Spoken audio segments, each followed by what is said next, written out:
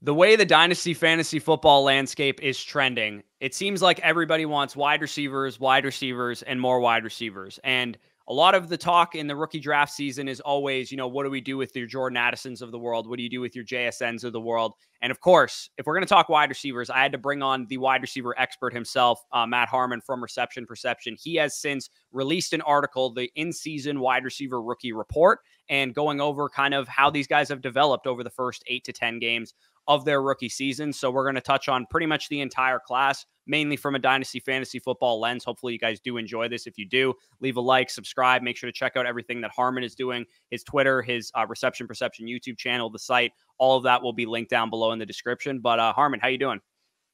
I'm good, man. Yeah, it feels great to have the rookie report out. Because I'm just interested in what these guys are doing myself, So you feeling out these guys, feeling out the process there is always good. It's also nice to have that monkey off my back in terms of like what's probably the biggest workload lift in Reception Perception in the during the season at least. So it's great. This is one of my favorite pieces of content. It's a subscriber favorite in the middle of the season. So I'm hyped to be talking about it with you today.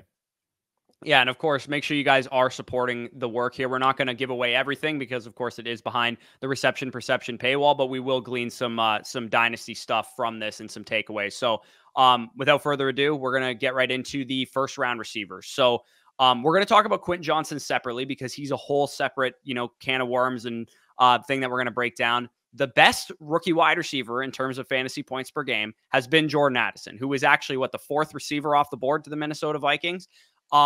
Is the fantasy production aligned with the Reception Perception numbers? Because coming in to the 2023 draft, you opened my eyes a little bit to the fact that, hey, maybe Jordan Addison isn't this elite route runner. He might not be, the type of prospect that we can start making these outrageous Devontae Smith or Chris Olave comparisons to, which is what I was doing prior to your 2023 class, right up on Addison. Yeah, and by the way, just as a piece of context, I should have said this up front about these rookies right now. I think, this is my personal opinion, and people can disagree with me all they want about it. I think the most valuable data you are going to get on these guys is right now. Like what they're doing at the NFL level, even in the early stages of their rookie season, I think is so much more important than any collegiate data point. And that is like Reception Perception or otherwise. Like I care a lot more, especially if it stands out, if it's different from what they were doing as a collegiate player. I care about this data a lot more than I care about their prospect data. And I certainly care about it a lot more than like what they were doing as a sophomore in college or any of that like nonsense from a production standpoint. So this matters a lot to me. It also matters when it's pretty similar, which in my opinion is what Jordan Addison's Reception Perception data looks like so far, or at least some of the holes and some of the concerns. Overall, I think I'm pretty positive with Addison. He's been, to me, like I think a supercharged number two. There are definitely some issues against press coverage. 50%, sub 50% success rate versus press coverage in the rookie report.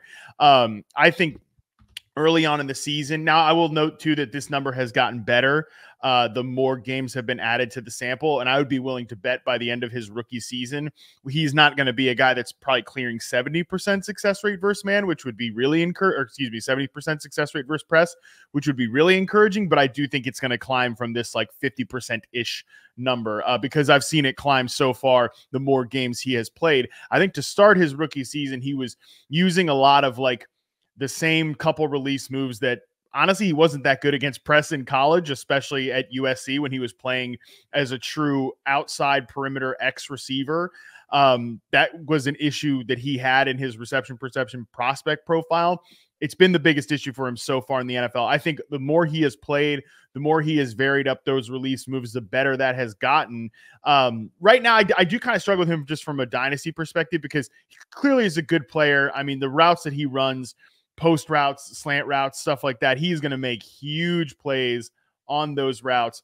I just wonder if he is more of like a really, really good number two receiver, which is fine for the Vikings because that's what they have him doing across from Justin Jefferson.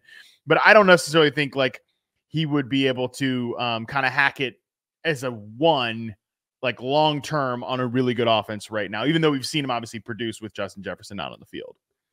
Yeah, it's really tough when you're trying to break down what's real life and what's fantasy with a guy like Jordan Addison, because from a fantasy perspective, he's been outstanding. He's been the best Yeah. rookie wide receiver outside of Puka Nacua, who, of course, nobody really saw coming. And we'll talk about him in a second. But with Jordan Addison, like, he's in a great situation, and that's why he's been able to produce from a fantasy perspective. But like, it's hard to decipher, like, if we're talking dynasty, who would you rather have, Jahan Dotson or Jordan Addison? Your data, as well as, other data points have pointed to the fact that like Jahan Dotson may be a more complete receiver, but Jordan Addison is the one that's getting the fantasy production given the situation he's in and, the way he's utilized. I really do wish the Vikings would use him more than 20% of the snaps in the slot, because when he was at Pitt, when he won the sophomore Biletnikoff that we saw with Kenny Pickett, he was in the slot, 65, 70% of the time. And then at USC is when that press coverage issue showed up, like you talked about. Yeah, to me, I think they will get better and better about that as his career goes on. Like, and again, when they have Justin Jefferson, that will really solve a lot of things, because he can just run out there as their pure X receiver and they won't have to ask. Like, we'll talk about another rookie later on in Tank Dell that, like, when he has to run as that X receiver in a game where Nico Collins misses, he goes 14 targets and 6 catches. Like, I actually think these two guys are in a pretty similar bucket of players, which I think is a good thing for both of them. Yeah, for sure. So the other major first round wide receivers, I would say we've seen glimpses of hope for both guys. Zay Flowers, we saw, could have had a monster game last night against the Cincinnati Bengals. I'm still hurting on that one. That one's fresh for me. I have Zay Flowers in my most important dynasty league. It was my top pick of my rookie draft late in the first round, and I'm still hurting from that one. Yeah, for sure. So let's go to Zay first. JSN was the consensus wide receiver one for most people coming into the rookie class, but I think I've been more impressed, at least at the NFL level, from what I've seen from Zay Flowers. And I mean, it's hard to compare them because you got one guy entering relatively a barren wide receiver core with Baltimore, and the other guy, with multi-time Pro Bowlers like DK Metcalf and Tyler Lockett. But with Zay Flowers, I mean, I know you were a pretty big fan of him coming out. He was a good separator. He wasn't just a slot guy, which, his size would maybe indicate that he could have been at the NFL level. What have you kind of seen from him in the NFL? Is it kind of same old with Zay Flowers, or has he impressed you or disappointed to any degree? Oh, I think he's really impressed me. Right now, I had him coming into the year as my receiver 2 in my dynasty rankings among this class. I've officially flipped him ahead of Jaxon Smith-Njigba to be my receiver 1 in this group. And it's in the total dynasty rankings, it's like a 1 or 2 spot difference. By the time those get updated here Friday afternoon, I think he'll be maybe 1 spot, maybe 2 spots higher in the total dynasty rankings. So it's not a big difference, but I do think Zay has been really impressive, man. And I think there's kind of this narrative because of his usage. And I mean, even the touchdown we're talking about last night that got caught off the board was on a long screen run after catch play. I think there's been a little bit of a narrative that, like, he's not beating NFL coverage because they're using him in kind of these design touches way. One, I think Todd Monken's always going to want to have some of these layups for his quarterback, which I think, by the way, is a good thing. And it's especially a good thing when your receiver that we're talking about here in Zay Flowers is like straight up really high on the he moves different scale. Okay. In the open field, he's been insane. In the rookie report, 4-game sample, 12.6% of his routes have been in space. He's only gone down on first contact on 28.6% of those plays. I mean, he has been really, really good in the open field. He makes guys misses. He wins with ferocity. He wins with elusiveness and speed after the catch. So that's the strength of his game. But I think the important thing for Zay Flowers is the 73% success rate versus man coverage. It is the high success rate on post routes, on dig routes, on out routes, on comebacks. I mean, 6.3% of his sampled routes, again, 4-game sample for reception perception, have been a comeback route, and he's gotten open on all of them. When he's run 9 routes, he's gotten open. So I think there's actually a lot of meat left on the bone with Zay Flowers' usage, with the way he's been beating man coverage downfield when he's been winning on these vertical and intermediate routes. I think that there's a really high ceiling for this player. And I'll be curious to see, does anything change with where they're targeting him now that Mark Andrews obviously is missing the rest of the season? He's a guy that could really rise in the second half here. Yeah, and I actually traded Zay away in a dynasty league this past week. The reason was I lost to Sean Watson. It's a super flex league, so I got Brock Purdy and Gabe Davis for Zay Flowers in a 3rd rounder. I thought, given the nature of super flex leagues, I actually prefer Purdy to Zay Flowers straight up. So I thought that was a decent trade, but it does, like, I mean, we saw what happened the first time that Mark Andrews was out. Zay Flowers was feasting in terms of his overall targets. And that was, the first couple games of his rookie season. Now he's probably learned a lot. Him and Lamar probably have a lot more rapport now. So yeah, obviously good looking up for Zay Flowers. And one of the key decision points, I'm sure, in a lot of people's Dynasty rookie drafts were, do I take the risk on Quentin Johnston or do I take Zay Flowers, who, from my perspective, when I was scouting these prospects, Zay was clearly the more pro-ready receiver. Quentin Johnston was clearly the higher upside receiver. And, you know, you add in the Chargers juice of going to Justin Herbert. Like, I'm sure a lot of people were just, oh, it's QJ over Zay, and it's not even close. If he's going to do it, he's going to do it with Justin Herbert. And I would say a lot of those people want that draft pick back. They probably would prefer Zay Flowers over Quentin Johnston at this point in time by a country mile. Yeah, I mean, I would agree. I had Zay ranked in a different tier as a prospect. We'll talk about Quentin Johnston here in a second, of course. But I also thought, too, that, like, if you looked at it situationally, I mean, I guess it kind of had to depend on what your view was of Lamar Jackson, who is a tough player to talk about. Like, there's just so many extreme opinions on Lamar on both sides. I think you could argue, actually, there's a lot of extreme opinions about Justin Herbert, too. But I would say that, like, from an NFL quarterback perspective, they're probably in the same bucket of, like, they're definitely not Pat Mahomes tier. You know, they're kind of in that maybe second tier of quarterbacks. That's where I would view Lamar. No, not everybody agrees with that, but I think we've seen it this year so far in this passing offense.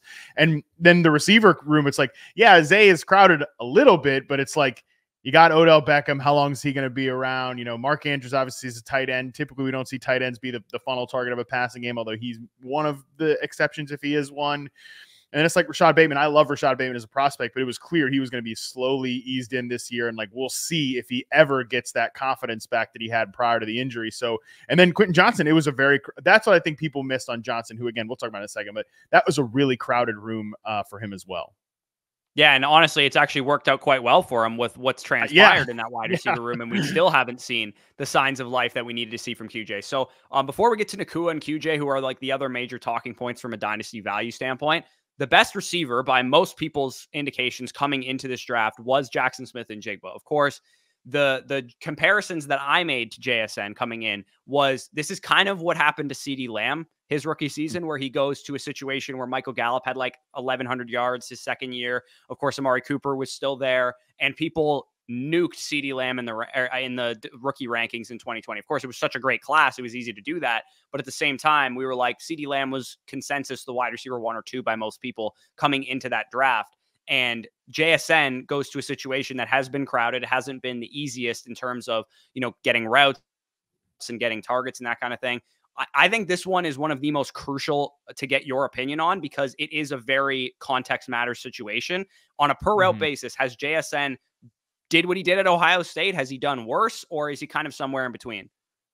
Yeah, I think he's somewhere in between. And it's worth noting, too, that he obviously started the year coming back from injury, which, you know, even if it's a wrist injury and we're talking about like getting open, that does matter. It matters, one, like some of your hand combat stuff at the line of scrimmage when you're going to see press and things like that.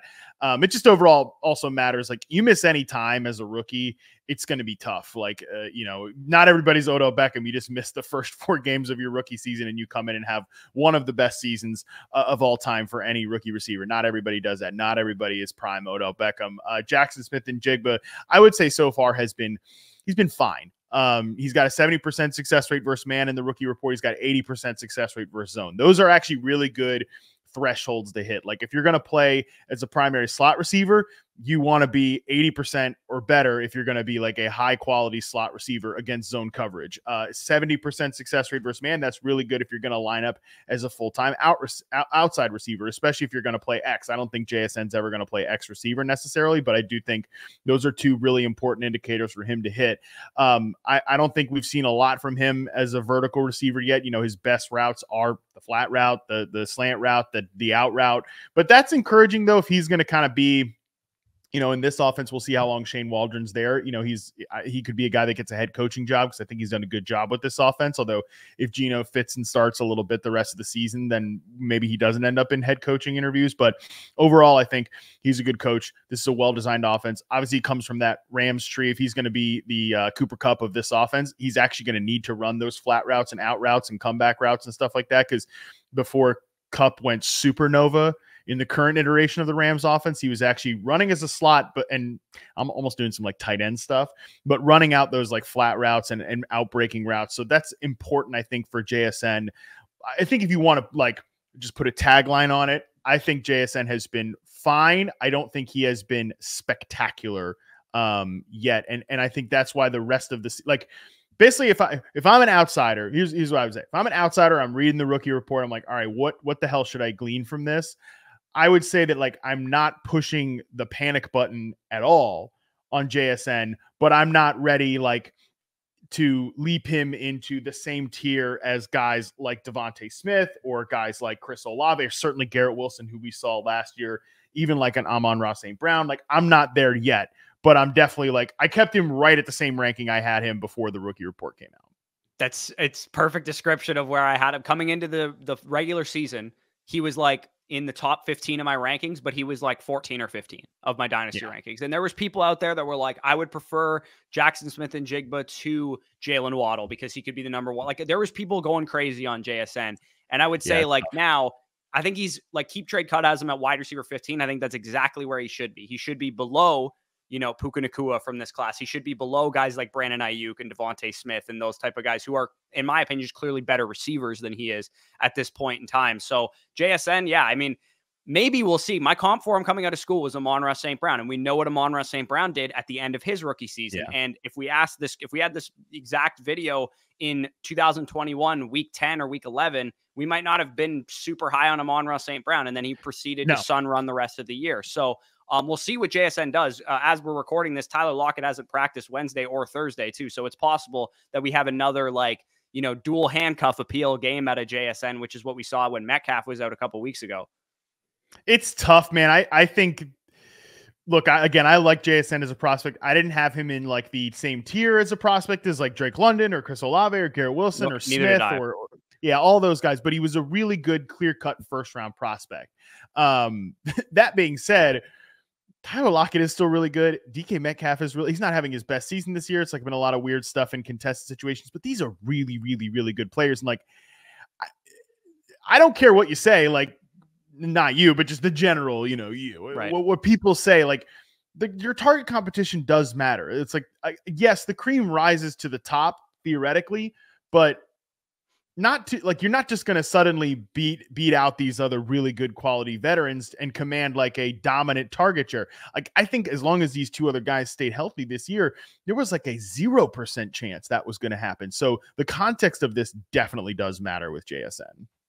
Yeah, and a 19% target share in the situation that he's in, that's pretty solid for what, fine, and like Lockett's missed, I don't think he's missed any time, and Metcalf's missed one game. So it's not like he had, you know, a time where, like, they were out for like 3 games each and he's been just feasting in those games. He definitely had his best game when Metcalf was out, but still, we still have a lot of hope, I would say, for JSN. Neither a buy nor a sell is the way I would literally describe him. If you have him, just hold him. So the guy that is currently in dynasty rankings for most people, some people have Addison, I would assume, ahead of this guy, but Puka Nacua has been the most productive of any of the rookie wide receivers. Now, the question I'm sure everybody is curious about is this all Matthew Stafford, because he is a fantasy football goldmine for wide receivers. He's given Calvin Johnson elite seasons, Cooper Kupp elite seasons, pretty much any receiver. Even Marvin Jones was a top 5 receiver in 2017 with Matt Stafford. Kenny Golladay was once a relevant player with Matthew Stafford. So with Matthew Stafford's, you know, kind of label there, is Puka Nacua actually getting open? Is he actually a great player? Or is he just getting peppered? Yeah, Matthew Stafford is definitely the kingmaker. Just didn't line it up at the right time with Allen Robinson. What a shame for me personally. What a bummer. But yeah, no, Matthew Stafford is obviously a big factor in this. It's been clear how much he trusts Puka Nacua. I mean, he is, like, bottom line, you don't even need reception perception to tell you this. Like, if Matthew Stafford didn't believe Puka Nacua is a good player, like, he is not putting up these numbers. I think the thing with Puka Nacua is there's never at any time this year was he playing like Cooper Kupp's position. When Cooper Kupp was out, he was never a slot receiver. Only 25.4% of his sampled snaps in the rookie report have come from being in the slot. I do think Puka's a pretty good player, man. Here's the deal. Like, 73.8% success rate versus man and press coverage are indicators that he is no fluke. I mean, that's just the bottom line of it. If you're getting open above 70% and you're playing outside, like, you're doing your job. I think there are some limitations to his game. I do think he is mostly, like, a crossing route fiend, like he's a middle of the field fiend. I mean, it's unbelievable. Like over 40%, almost 46% of his sampled routes were digs or slants. I mean, that's where he's going to be making his money. But at the same time, really high comeback success rate, really high out route success rate. And Stafford has shown a lot of trust in him working that sideline area. So I think Puka's a prospect I really like too. He was just banged up, right? I mean, he was a guy who cleared 70% success rate versus man and press as a collegiate player. So that's the encouraging part to me here, is that his NFL data looks a lot like his college data, not as if he's a guy that was just terrible as a prospect, terrible as a collegiate player, and is now suddenly balling out. I think you got to keep in mind just that, like, if we never see Puka Nacua have a stretch in his career again, like he had to start his rookie season from a pure production standpoint, like, I don't think that would be a surprise. But I think he's a really good player. He's getting open. He's executing his assignment. And he's in just a perfect situation. Stafford, obviously, that part of it, but just the way the Rams offense is structured and built is really set up well for a player like Puka Nacua. So definitely not a fluke. If he never produces these like video game numbers again, I guess I wouldn't be surprised by that, obviously, but I would be shocked if he just like evaporates after this year or something like that. That's not going to happen. Yeah, he's such an interesting case study, man. Cause like people are going pretty hog wild on Puka Nacua. Cause I think as a dynasty community, we all do this thing where every young receiver, they're going to be the worst that they ever are in their rookie season. Like they're only going to get better. And yeah, right. That's maybe a general principle to follow. Like usually young players get better at football. It's not really rocket science, but at the same time, like what happens if this scheme disappears? We've heard McVay talk about retirement. We've heard Matthew Stafford talk about retirement. Like if any of these factors leave the current situation, are we talking about a 13 point per game, replacement level DJ Moore, Terry McLaurin type of fantasy asset? Those guys are obviously great receivers, but raw fantasy production, that would really impact Puka Nacua's dynasty value, which is why, and people are doing it, I'm not trading Puka, like I'm not trading Chris Olave away for Puka Nacua. I'm not trading away Brandon Ayuk even for Puka Nacua. I'm not trading away, Jalen Waddle or Devontae Smith. Like those guys are, I think, more complete receivers, independent of their situations, and they were better prospects, and they've been just like not quite as good as Puka because he's putting up 31% target share his first 9 games, which is freakish, but they were also really good early on in their career and still are. Right. I actually, like, just in terms of dynasty tiers, I have all of those guys you mentioned in a tier ahead of Puka. And I, like, some of my subscribers, like, what are we, like, we got to have Puka higher than, wide receiver 23 or something like that in the dynasty rankings. Like, I've still got him in the Terry McLaurin, Deontay Johnson, Deebo Samuel. I still, right now, I've got him 3 in the class, like, because I still have JSN and Zay Flowers ahead of him. I know what we've seen from Puka from a production standpoint, and I don't want to come off like a Puka hater, right? Because there's got to be like a middle ground here. And usually for me, the middle ground is the right answer in a lot of different, in life in general. Like, don't go to the extremes, try to come into the middle here somewhere. And certainly I think with players, right? Like, because you're so right to say that just because these guys have these like stretches as a rookie doesn't mean that they're going to do that or just improve on it every single, because production especially can be, this is why I do reception perception, because production can be the result of circumstances. It's impressive, just full stop, period, that he's able to do that as a rookie right away, that he's able to have that impact as a day one player, which just goes to show you that he's really, really, really freaking good at football. And he was really good at football as a collegiate player. But again, Cooper Kupp is missing. There's a huge hole in that offense. They're throwing the ball a ton for a lot of different reasons there. Like, again, if he never has that type of stretch again, we can't be too surprised by it.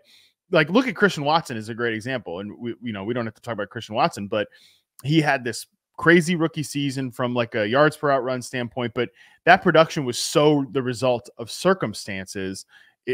And by the way, Puka is having a much better reception perception season than Christian Watson was, but like those circumstances change, the production changes, which we got to just kind of stay grounded with who the player is. This player is very, very good. But to me, yeah, all of those guys you mentioned, I think, have shown more as individual players than Puka has right now.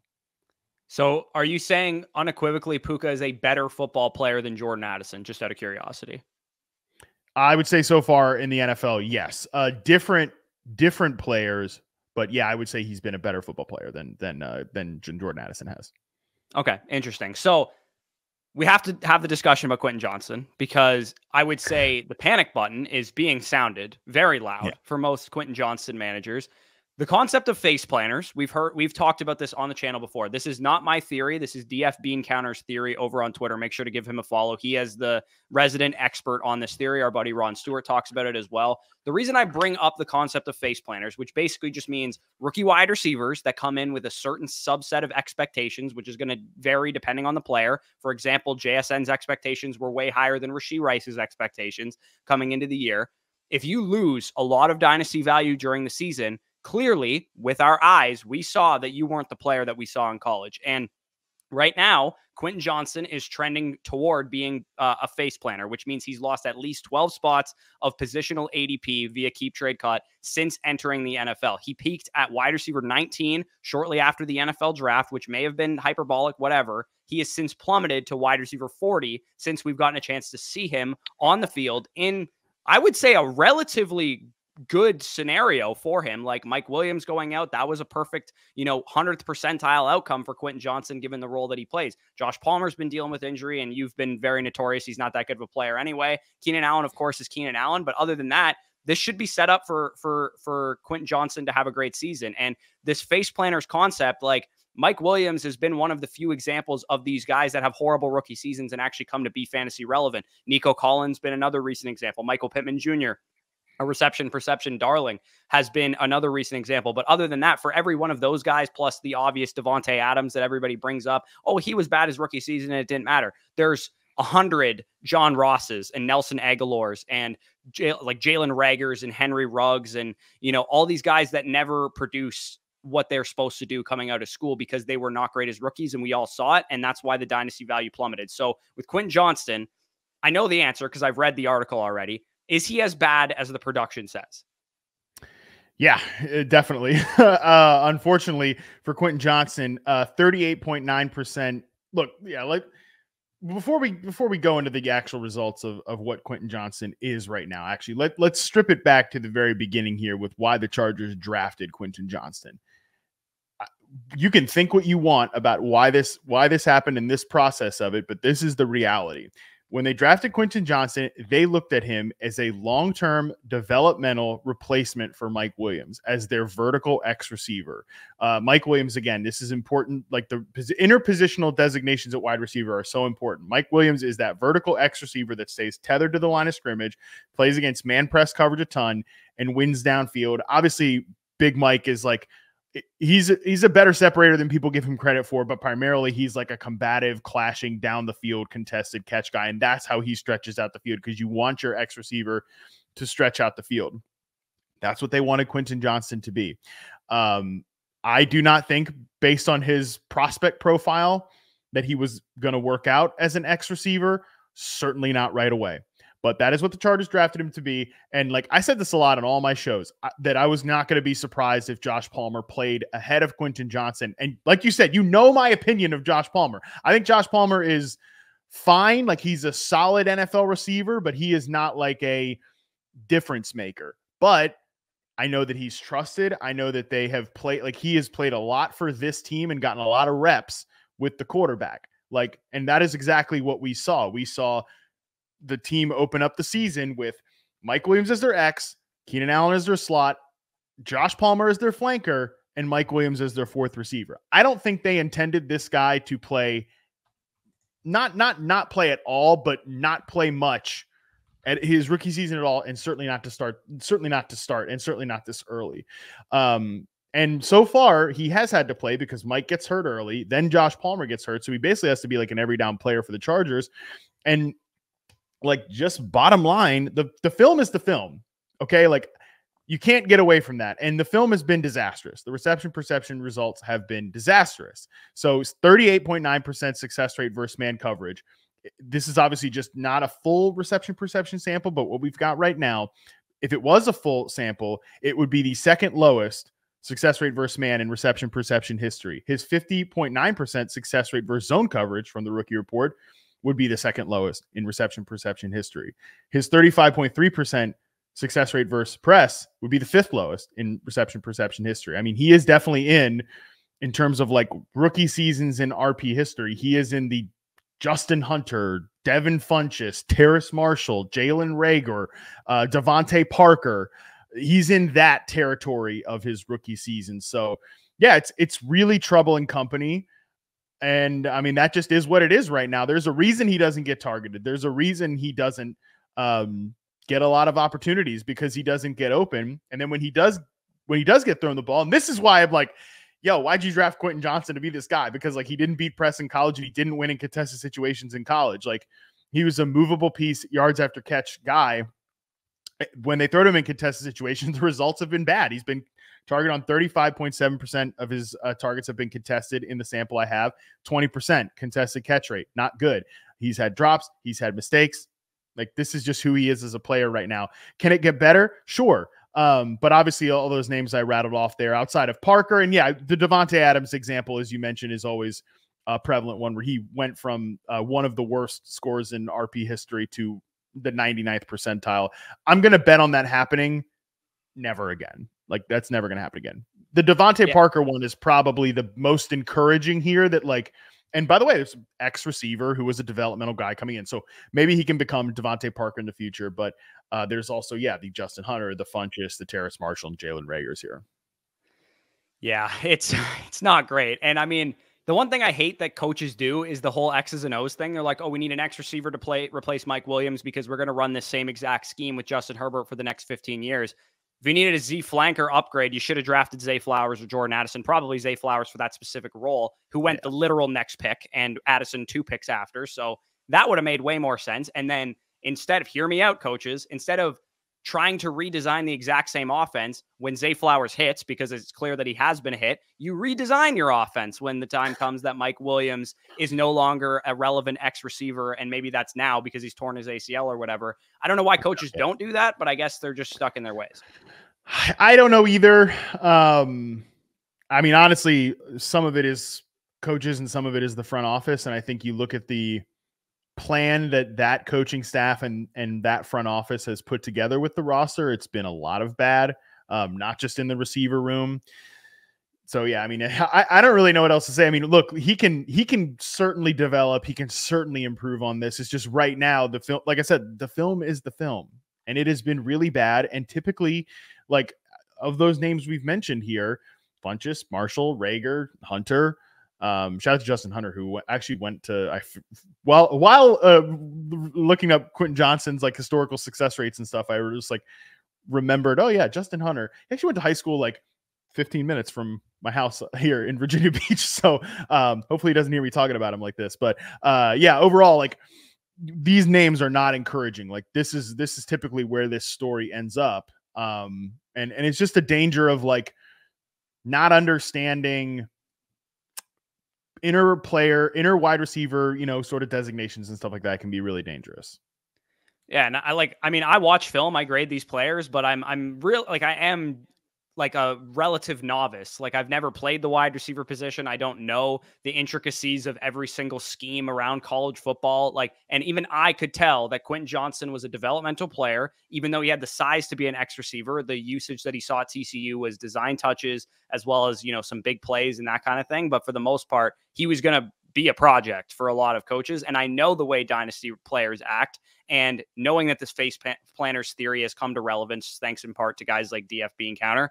If you have a bad rookie season, it's going to impact your dynasty value, which is why I preferred Zay Flowers and why I preferred Josh Downs. And we can kind of dovetail right into the depth of this class, and we'll try and hurry this one up so we're not keeping you guys too long. But the depth of this class has shown itself out. Josh Downs, I was a massive fan of coming out of North Carolina, as were you. I had a higher grade on him straight up than I did on Quentin Johnston, and I thought he was the 4th best receiver in this class behind the guys that went in the first round other than Quentin Johnston, and I feel good to say that he is my highest rostered wide receiver in Best Ball Mania 4. So feel good about Josh Downs. I remember notoriously one of the lines that you had in your pre-draft write-up for Josh Downs was that he had the best contested catch rate in this class at 5'9", 171 pounds, all 4.49 of his speed or whatever. Like, he was not going to wow in the pre-draft process, but a 38% target share as a sophomore was enough to get my attention when I was scouting Sam Howell the year before. And I was like, who the hell is this Josh Downs kid? He is going to be a great receiver, and he has been.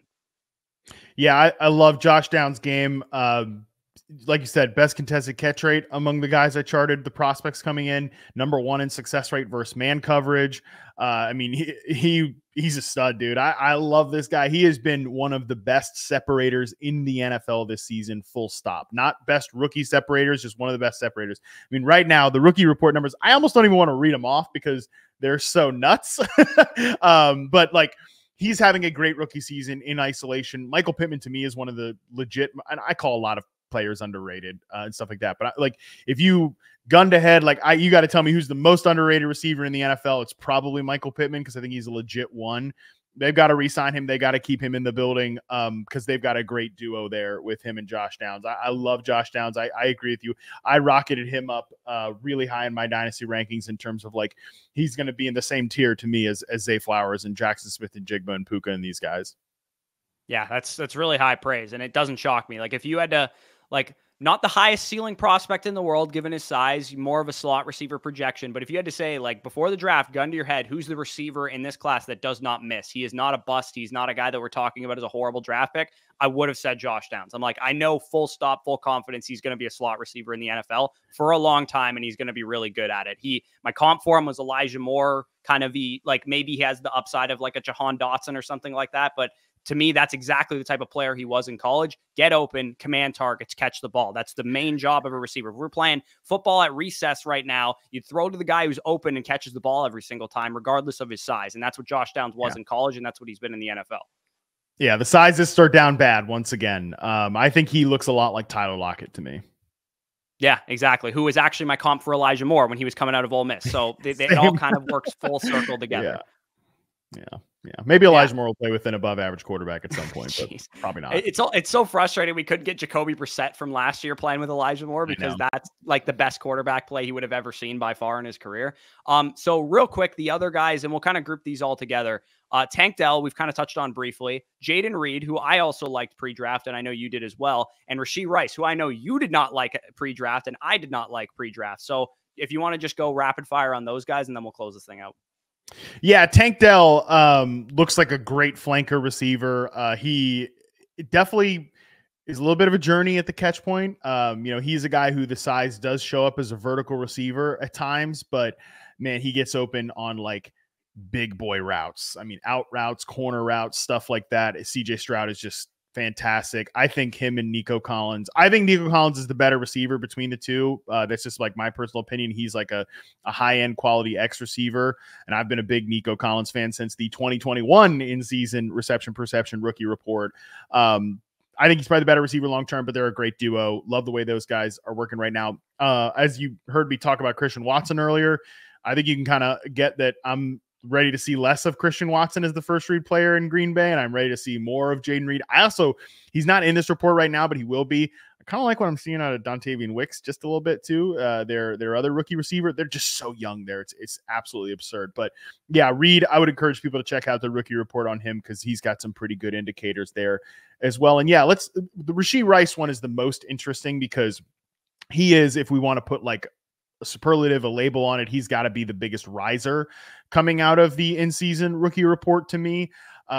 His collegiate reception perception profile, I mean, there's just no other way to say it, was a total disaster. It's one of the worst I've graded since I've been doing prospects, especially the last 3 classes. That being said, he played almost the entire sample with a turf toe injury, which clearly affected the results. So now that we've seen him in the NFL, we can basically take that profile and just kind of like put it aside, take it away. It doesn't matter. But what Rashee Rice is doing in the NFL so far, there's a reason we haven't seen like a fully expressed breakout from Rashee Rice because he is still developing in terms of his ability to beat man press coverage. That's why they've been playing him in the slot, but almost 80% success rate versus zone, which, like I said, is a really good indicator. I mean, the Rashee Rice plays all kind of look the same when you watch him on like just broadcast on Sunday. And that is expressed in his reception perception profile. It's mostly slants and digs and stuff like that. But he's shown an ability to beat zone coverage, work over the middle, and like his yak numbers are crazy impressive. So I think it's kind of just all good for Rashee Rice right now. And he's somebody that I could see continuing to rise out of his rookie season. Yeah, because Rashee Rice, I mean, like, I remember when I saw your, like, write-up on him before the draft, I was like, okay, this kind of confirms what I saw, which is, like, this guy just is not getting open at SMU. Yeah. But the positives with Rashee Rice was that he was very productive at SMU, and he also was a pretty good athlete too, good size and all that kind of, like, so he actually did check a lot of, like, if you were like not a tape person and you just started to check the boxes, other than him being a senior and him, you know, not having like elite production, but pretty solid production, like he actually did check quite a few boxes, and I maybe should have been a little bit higher on him for that reason. I mean, once he went to Kansas City, the wheels fell off and everybody was so excited about him, second round draft capital to Patrick Mahomes. That'll get anybody excited about anything. But at the same time, I think I've been really wrong on Rashee Rice. I'm glad I got exposure somewhere, because in best ball, he was falling a lot. So I was grabbing a lot of him there. But in Dynasty, I was avoiding him like the plague, and I don't have any shares in Dynasty. So interesting on Rashee Rice. Quick superlatives. You can just give me one word answers, and then we'll close this thing out. Who has been the biggest pleasant surprise? Could be Puka Nacua, could be somebody other than Puka Nacua.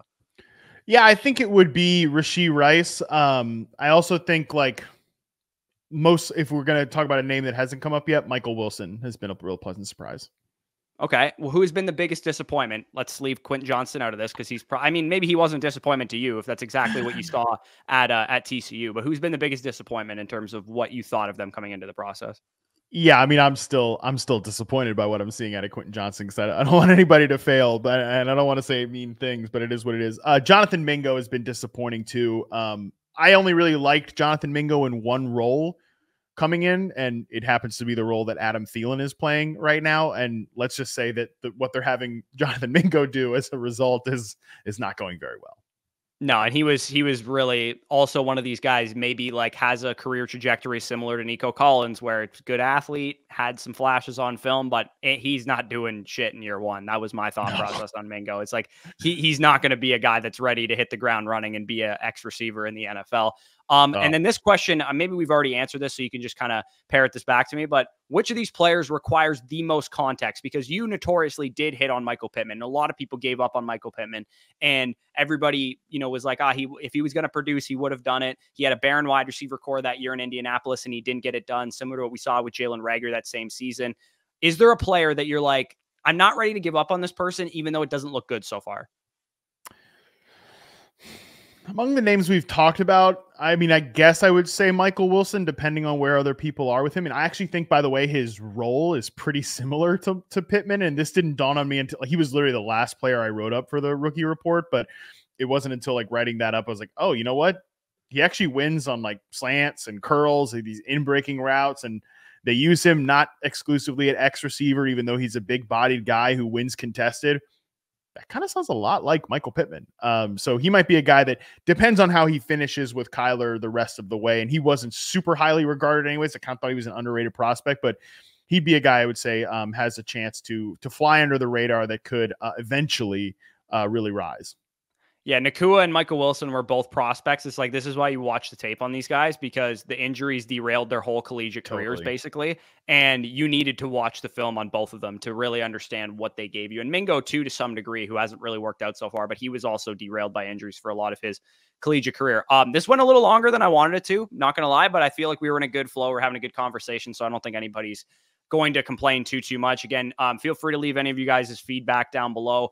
Harmon's work, the reception perception rookie report in season, will be linked in the description if you guys want to go check it out. See who was the best in the class at beating zone coverage so far this season. All that stuff will be linked there. His Twitter will be linked there. His reception perception YouTube will be linked there. Big shout out.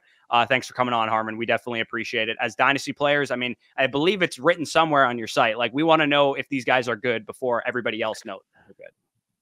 Yeah, that's the tagline right there. And yeah, you never bring Matt Harmon on if you're looking for a short segment. So no, I appreciate it. I'm sorry if I blabbered a little too long, but yeah, this is, like I said, such a fun time to talk about these rookies. Like I said, it is the most important data you're going to get on them.